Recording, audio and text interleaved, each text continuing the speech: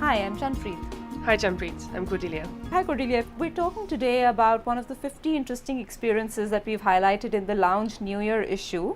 And Cordelia is going to talk to us about her story about how she moved not once but twice away from London. That's the right. first time to New York and the second time to New Delhi. If you could start by telling me a little bit about how this experience is, for example, different from somebody backpacking for 6 months in a place that's away from home. Right. Well, I do think there's a big difference.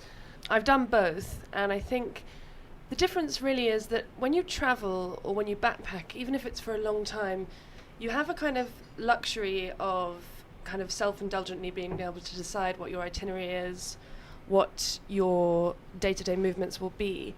And I think the real difference when you move somewhere is that you don't have the sense of sort of luxuriating in your own time.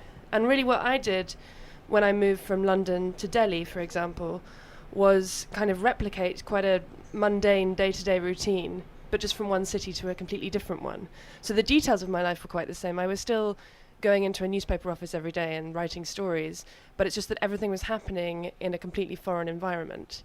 So that to me gives you two things. One is a completely fresh start, even though the details of your day are the same, but also this kind of real terror that comes with complete ignorance, because I knew absolutely nothing about India when I came here, and although the machinery of my job was the same, all of the substance and the content was completely different, and that really I think is exciting and gives you a buzz.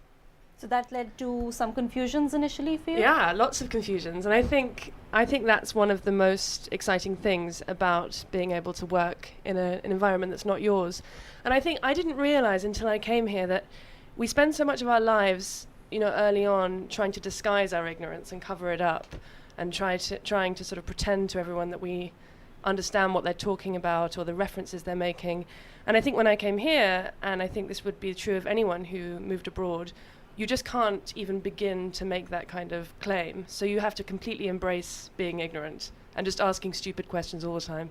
So trees around Delhi helped you cope. Yeah. So how did that happen? Well, so I think when you have this sort of low-level confusion all the time, it's almost subliminal, you don't realize how tiring it is. And I found the first few months that I was here, apart from any kind of culture shock, I just felt exhausted all the time. And I think it was because everything around me was foreign, and I was constantly trying to, even when I felt like my brain was resting, I was constantly trying to understand and recognize things. So I thought one of the ways that I could try and combat this was to teach myself something very basic that would sort of help me recognize things in my surroundings. And I didn't know much about nature, or I'm not really much of a sort of naturalist even in the UK. But I decided that one thing I could do would be to learn the names of all the trees in New Delhi, because I was seeing them every day, and I suddenly thought, well, that might help me to feel a little bit more at home. So I did, and I bought a book on it, and now I'm quite an expert on the trees of New Delhi.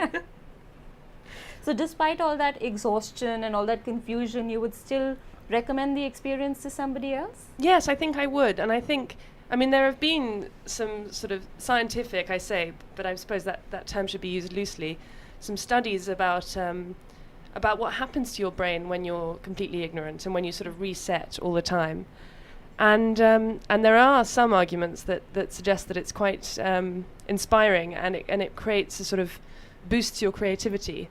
And I think that's something which travel has long been accredited with, and people used to think, even back to the 18th century, that you weren't a fully fledged human being until you'd gone on your grand tour and seen all the sights of Europe. And I do think that that's something which, that's a sort of long established facet of travel.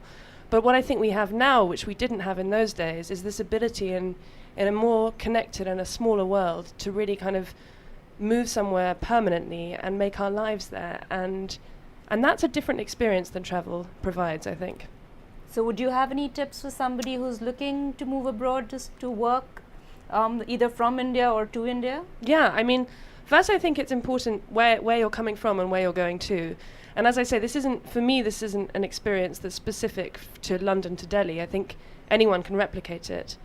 And I think, an advantage of being a native English speaker is that you have a great variety of countries that you can choose to travel to.